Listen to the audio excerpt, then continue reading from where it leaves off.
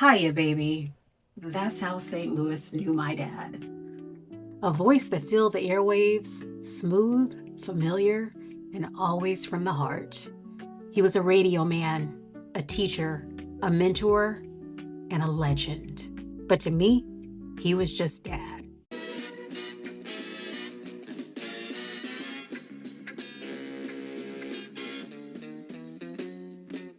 KATZ, happy to be of service. KATZ, Doug Eason. Doug Eason's story began long before the Hall of Fame walls and awards. He started as a broadcast specialist with the Armed Forces Radio and Television Service, where he learned his discipline of storytelling and the importance of showing up, no matter what. When he came home to St. Louis, he brought that voice, that passion, and that purpose to the city he loved the most. For more than 40 years, Doug Eason became a fixture of St. Louis radio. He worked with stations like KATZ, WZEN, WESL, and WGNU, connecting with listeners through rhythm, laughter, and authenticity. His colleagues called him the Leprechaun, a nickname that captured his humor and his spark. When Doug was on air, you could hear the smile on his voice. He made every listener feel like family. He wasn't just a voice, he was a leader.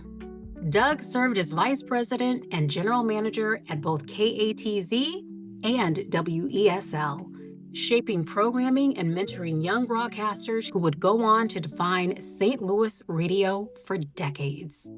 Later, through Bridgeway Communications, he became the owner of WMML Radio in Mobile, Alabama, expanding his reach and continuing to create opportunities for others to be heard. And beyond the studio, he gave back as a radio and television instructor in the St. Louis Public Schools. He taught young people how to use their voice, not just on air, but in life. For him, broadcasting was never a job. It was a calling. Doug Eason wasn't just a broadcaster. He was a historian. His love for Black history ran deep, especially for his home city of St. Louis. In the documentary, The Color of Medicine, the story of Homer G. Phillips Hospital, he shared the history of the Ville neighborhood and the brilliance that grew there. Teachers, doctors, lawyers, businessmen, prominent businessmen, all lived in the Ville. It was a thriving community with people making money, and most of the stores and all the business places were owned by Black people. This was great to live in the Ville. We even had a movie there, Poirot Hotel, Annie Malone. So Annie started the Poirot Hotel. And when you wanted to be an attorney, the only place that you could go was Lincoln University, and Lincoln did not have a law school.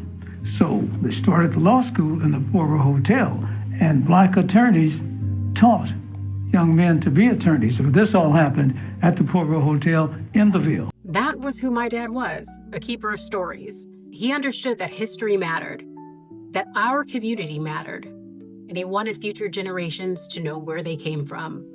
In 2011, Doug Eason was inducted into the St. Louis Media Hall of Fame and later honored by the National Black Radio Hall of Fame. Surrounded by his peers he respected and helped shape.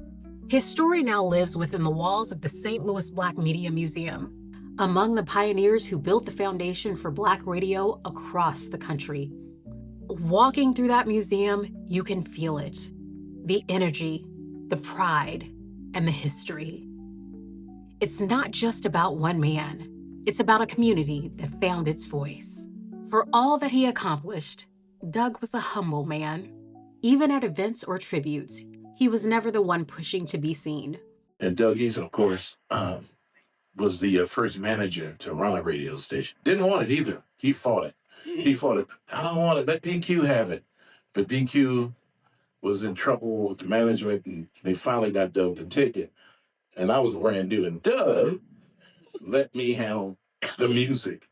I'm the newest guy in that band, so I don't know nothing about music and politics. You know, record people coming in want to take you to lunch here and there, upstairs on the top building. I just want to play a hit. we were pretty good at that. Doug was a great manager. I never will forget Doug before he got to be manager coming in the morning, and he'd go to the club because those guys doing the remote, and he'd be messed up. And he'd tell you what went on the air too. But he was always there on time. Microphone open, you didn't know if he drank all night or slept all night. In the YouTube reunion video, you can see him standing quietly behind the scenes, smiling, letting others tell their story. That was his way.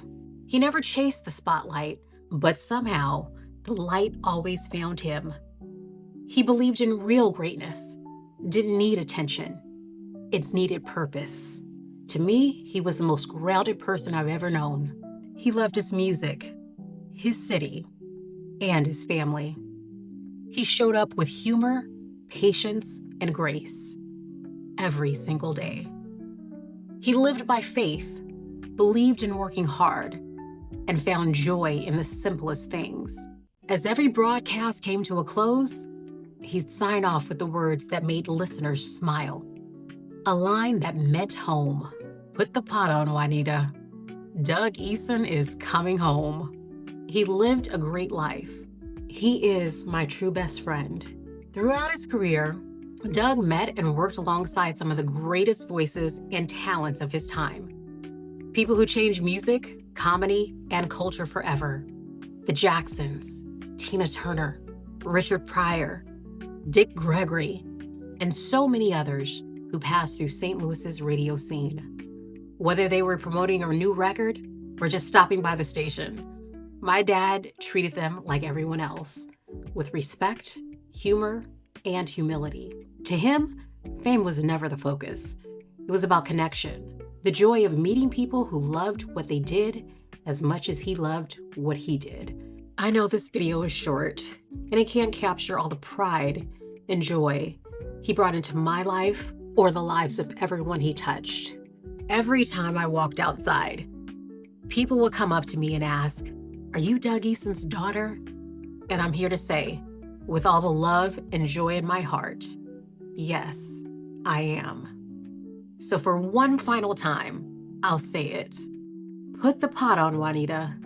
Doug Eason's coming home.